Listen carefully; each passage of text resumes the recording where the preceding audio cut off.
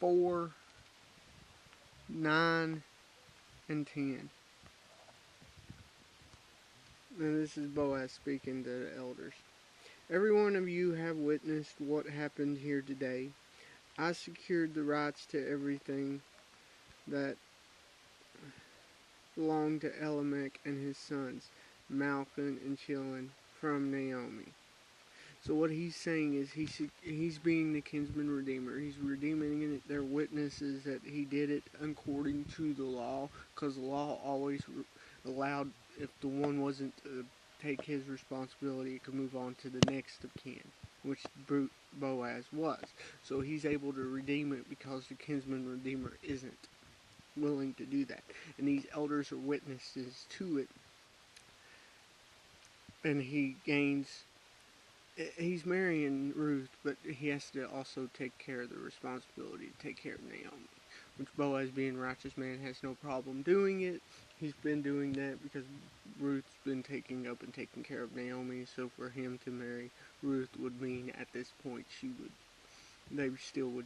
would help take care of Naomi and Ruth as he had been,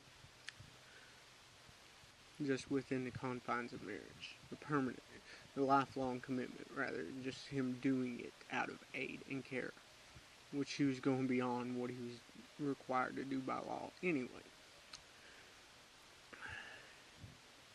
So that's what's going on in what he's saying. Verse 10. I have also taken responsibility for Ruth, the woman from Moab, who was married to Mahlon. She will become my wife. So he's saying, yes, I'm going to redeem and take care of Naomi, but I'm going to do it by marrying Ruth. It was his obligation at this point to take care of his then would-be mother-in-law. I will see to it that his family and the city remember Mahlon. This was the purpose of the kinsman redeemer. And the fact that he's written here about in Ruth shows that he's to be remembered.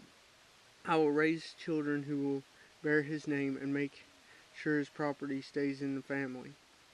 You are all witnesses to this today. Now, this was the culture, but I don't know if this was ever actually witnessed, because Scripture says that it's his sons, not of the deceased.